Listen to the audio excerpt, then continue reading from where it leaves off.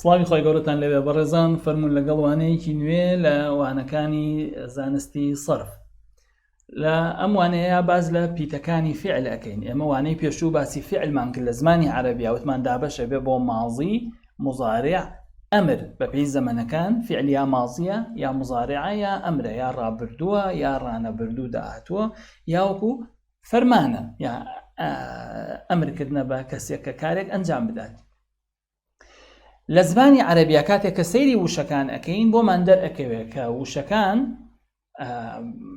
کاتێک کە گۆڕانکاریان بەسەرایە کۆمەڵێ پیتیانتیایە هەمیشە وەکو بنەمایەک وەکو بنەڕەتێکی ئەو وشەیە ئەو فیعلە ئەمێننەوە.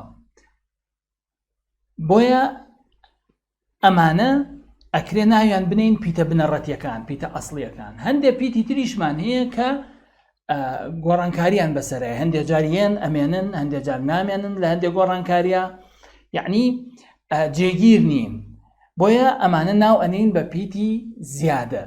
زیادە بەو معنایە نییە کە ئێمە ئەو پیتەمان ناوێ یا هیچ معنایەک نایە بەدەستەوە، نەخێر پێویستە لەو شوێنام و معنا ئەیا بەدەستەوە، بەڵام لەبەر خاتری معنایەک گیرێت و لەبەر خاتری معنایەکی تر ئەڕوا و پیتێکی تر یەتە جێگەی.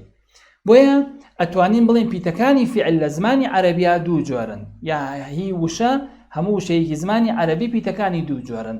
پیتی ئەسڵیمان هەیە، پیتی زیادەمان هەیە.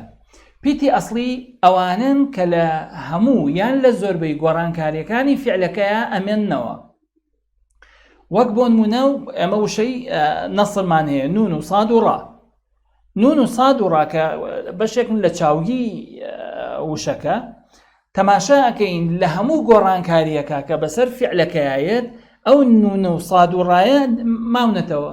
نەسەرە بیکە بە یەنسوور و دیسان هەر ماونەتەوە، ئونسور، ناصر، ناصر، منصور، استنصر، تناصر. طبعا ئەمە هەرێکە لەم وشانە لەم قاڵبانە معنای تایبەتی خۆی هەیە کە دواتر باسییان ئەەکەین. ئێمە بۆ لە هەموو گۆڕانکاریەکانان کە هەر جارە پیتێک هاتووە پیتێک ڕۆشتووە تەماشا ئەکەین نون و ساد و ڕا وەکو بنەمای فعلەکە وەکو ئەساسی فعلەکە ماونەتەوە. لەبەرەوە بەو سێ پیتە نون ساد ڕا ئەڵێن پیتی ئەسڵی، بۆ چونکە ناڕۆن بەردەوامن وەکو بنەما و بناغەیەکی فعلەکە لە هەموو حاڵەتەکە هەر مەوجودن. جۆری دووهەم بریتیە لە پیتی زیادە، الحروف الزائدە، پیتە زیادەکان. ئەو پیتانن کە لە کاتی گۆڕانکاریەکانە هەر جارە و بۆ مانایەک زیاد ئەکرێن و پیتی سەرەکی نین. وەکو پیتە سەرەکیەکە نییە هەمیشە بمێنێتەوە، بەڵکو چی ئەکا لە کاتی گۆڕانکاریە سەیرەکەی پیتێ زیاد بوو، لە گۆڕانکاریەکی ترە ئەو پیتە نییە، پیتێکی ترە ئەم جارە. بۆیە مەسەن بۆ نمونە سەیری کۆمەڵی پیتی زیادەمان هەیە، یا هەمزە مەسەن ئەلف میم واو سین تا ئەمانە پیتی زیادن. تەماشا ئەکەی هەرێکیان لەم هینانە لەم فعلانە لەم نمونانە زیادن، یعنی لەو نمونانە کە هێناومانێتەوە.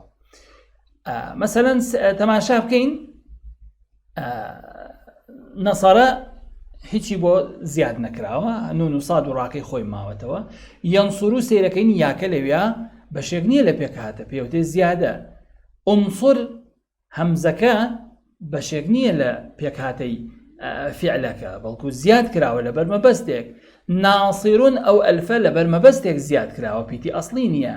منصورون میمەکە لەگەڵ واوەکە زیادن، یعنی بۆ معنا ڕاستە بۆ معنایەک ئێستا هاتوون بۆمان دروستکەن، بەڵام بەشێک نین لە پێک هاتە ئەسڵیەکە کە نون و ساد و ڕاکە بوو. ئیستەنسەرە هەمزە و سین و تا سێ پیت بەجارێکە زیاد کراوە بۆ فعلەکە، یعنی فعلەکە خۆی ناسارە سێ پیتە، سێ پیتی تریشی بۆ زیاد کراوە بۆ بە ئیستەنسەرە.